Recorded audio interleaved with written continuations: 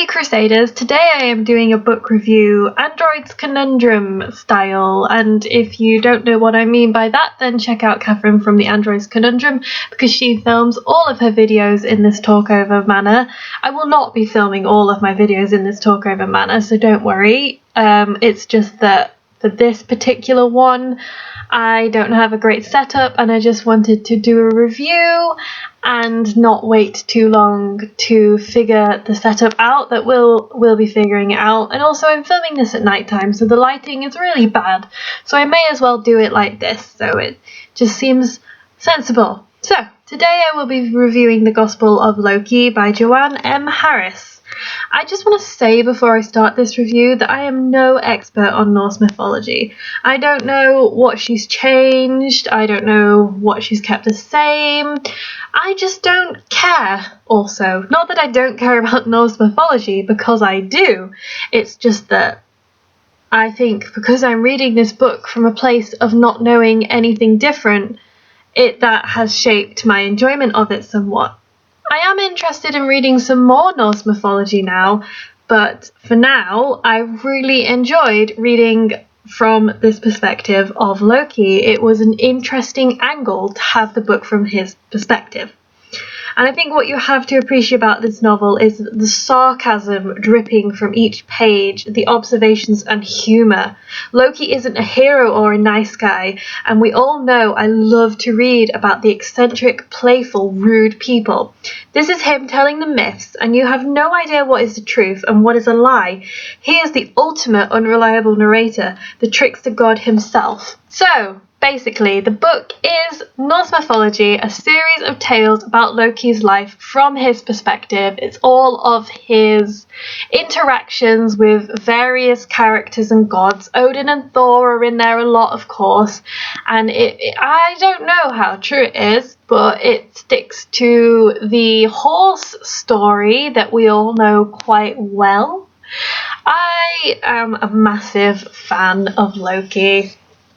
I wouldn't say that this book was the best writing I ever had. I wouldn't say that it had the most amazing plot, but I would say that it was so good for what I needed, which was some really light relief. So it's very character driven, and the character of Loki is really the main person that you get to know and just get to go along with. I mean, some parts are a bit unbelievable and silly, and the writing, as I said, is quite mixed. I would say, though, that some parts are well written and poetic, because there's even a prophecy written in verse in this, and I really enjoyed reading that prophecy. But other parts are not, and they're written in a more chatty format, and it doesn't bother me, but I could see that it really wouldn't work for some people. But it did make me laugh, because it was the kind of dry humour that you would use to talk to each other, and that is what made it great. It's not like Loki was spouting lots of jokes, it was just the humour that he used, which I really appreciated. I've really driven that point now. The book itself isn't too long. The print is quite big, and it's about 300 pages. It was also a floppy book, which was a lovely treat for me to read from a floppy book. So it's one that you could get through quite quickly if you had the time.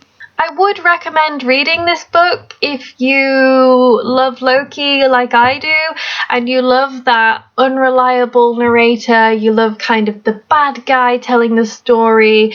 Your hero doesn't have to be a hero. I think what I love is reading from a perspective where the person is doing bad things and you know that you shouldn't be supporting that, but because you're reading from their perspective, you kind of root for them, even though you know you shouldn't. And they probably should be brought to justice, but you're just along for the fun ride. And this is a fun book. There's nothing in it that's really awful. It's just that nice kind of light book that everyone can read. So I just thought I'd fill people in a little bit more on it. Like I said, it's not the best book ever, but I found it fun. If I was going to give it a star rating, it would be 3 stars. But that doesn't mean that I didn't enjoy it, because 3 stars is still a good rating. Okay, thank you for listening to this review, and until next time, look in the shadows, guys!